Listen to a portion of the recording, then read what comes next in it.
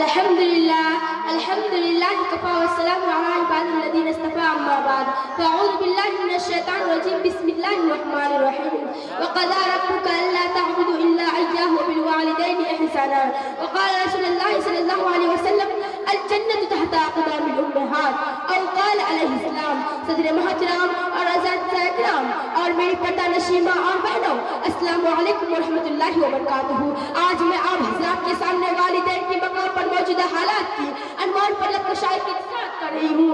امید کرتی ہوں کہ آپ حضرات باغور سماعت فرمائیں گے، میری حوصلہ افزائی فرمائیں گے. اللہ مجھے صحیح کہنے اور اس پر ہم سبھی کو عمل کرنے کی توفیق عطا فرمائے، آمین. اسلامی بہنوں، والدین اللہ تعالیٰ کی ایک عظیم نعمت ہے. ان کا حکم ماننا اولاد کے لیے بہت رحمت ہے. ان کا اندازہ پر شفقت ہے، ہر ایک پر لازم ان کی اطاعت ہے. جس کی زندگی میں والدین کی خدمت ہے وہ بڑا ہی باعظمت ہے، اس لیے اللہ کی قربت ہے، اس لیے کہ ان کے قدموں کی تلے جنت ہے، کہ فرمان خدا اور پیغام کی سند ہے.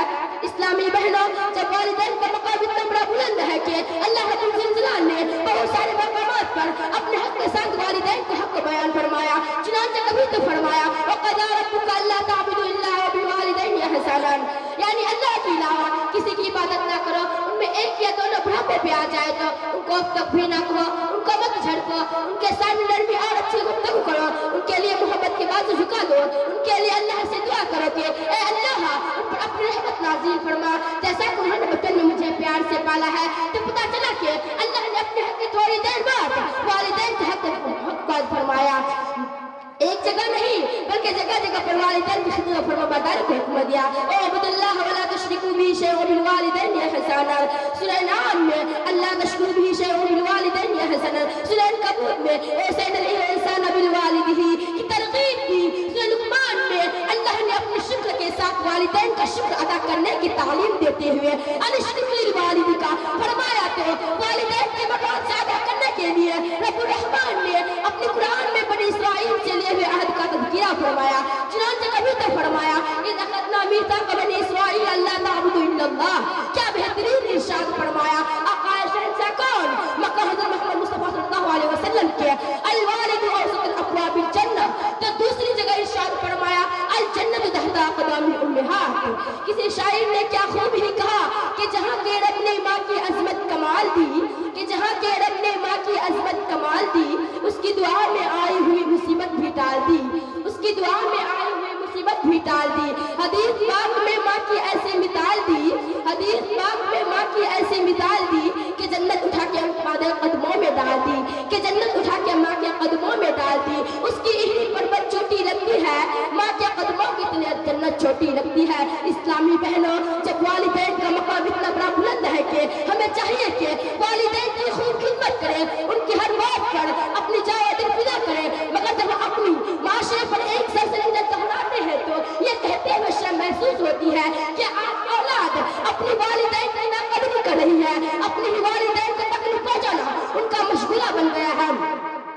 اپنی ہی والدین کا دل خوش کرنے کے بجائے ان کے دل ناراض کر دیتی ہے. تو میں ایسے اولاد سے گزارش کرنا چاہتی ہوں کہ ذرا اپنی ماضی پر نظر دہراؤ کہ ارے بے پر تمہاری ماں مشقتوں سے جنم دیا، تم کو 9 مہینے پیٹ میں رکھ کر تمہاری پرورش کی. جب تم پیدا ہوئے تمہارے ماں نے خود کچے کلمے سو کر تمہیں نرم اور گرم جگہ پر سنایا.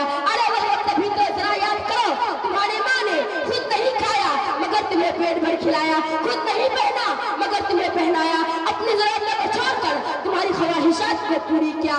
مگر آج جیسا کیا جوان ہو گئے، اپنی ہی مشفق و ہمدرد والدین کو آنکھیں دکھا رہی ہو، اپنی ہی ماں کو ماں پر ملازمت کر رہی ہو. تمہیں اچھی طرح یاد ہوگا کہ جب تم چھوٹی تھی تمہاری ماں نے تمہاری خاطر کیا کیا برداشت نہیں کیا، یہاں تک کہ تمہاری خاطر لوگوں سے جھگڑا تک کیا، سارے زمانہ پرداری کر کے تمہاری طرفداری کی اور سینے سے کہا یہ میرا پیارا ہے، یہ میرا اولاد ہے. ارے بے پناہ تم کالے تھے مگر تمہاری ماں نے کہا یہ میرا چاند کا ٹکڑا ہے، یہ میرا آنکھوں کا تارا ہے. الغرض ماں کے بے شمار احسانات ہے جس کا تذکرہ ہماری بس کی بات نہیں. مگر ظالم اولاد اتنے سارے احسانات کے باوجود ظلم پر ظلم کرتی ہے اور انہی ہاتھوں سے اپنی ہی کو ماں کو کے مارتی ہے. میں یاد دلانا چاہتی ہوں کہ یہی وہ ماں ہے جس کے ہی پیٹ میں 9 مہینے ابتدائی زندگی گزار رہی تھی. یہی وہ ماں ہے جس کے ہی پیٹ میں ہماری یہ آنکھیں بنی ہے, جس نے اپنی والدین کو آنکھیں دکھا رہی ہے. ارے یہی وہ ماں ہے جس کے ہی پیٹ میں تمہاری یہ زبان بنی ہے, جس زبان سے تم اس کو گالیاں بکتی ہو. ارے یہی وہ ماں ہے جس کے ہی پیٹ میں تمہاری کان بنی ہے, جس سے تم غیر کی بات سن کر اپنی ہی ماں کو ڈانٹ رہی ہو. ارے یہی وہ ماں ہے جس کے پیٹ میں تمہاری یہ قدم بنی ہے, جس سے تم اسے چلنے کے لیے ناراض کر دیتی ہو. ارے یہی وہ ماں ہے جس کے بارے میں سرکار دو عالم نے بہرحال اس کی تعلیم کرتے ہوئے حکم دیا کہ ایک مرتبہ ایک صحابہ نے بارگاہ رسالت میں حاضر ہوئے اور عرض کیا, یا رسول اللہ میری ماں بوڑھی ہے, میں نے اسے پیٹ پر بٹھا کر پیدل چل کر اپنے گھر سے حج کروایا, کیا آپ بتلا دیجئے کیا میں اپنی ماں کا حق ادا کروا دیجا تو قربان جائے آقا صلی اللہ علیہ وسلم کے, کہ ان کا حق ادا کرنا تو دور کی بات ہے, ان کی آگاہ بھی نہیں کیا. اب میں یہیں سے اپنی تقریر ختم کرنا چاہتی ہوں. وما علینا الا البلاغ المبین. السلام علیکم ورحمۃ اللہ وبرکاتہ. ماشاءاللہ, یہ تھی رانی پروین جو تقریر میں اپنے مواعظ حسنہ سماعت فرما رہی تھی. آئیے پروگرام کو آگے بڑھاتے ہوئے نعت کے لیے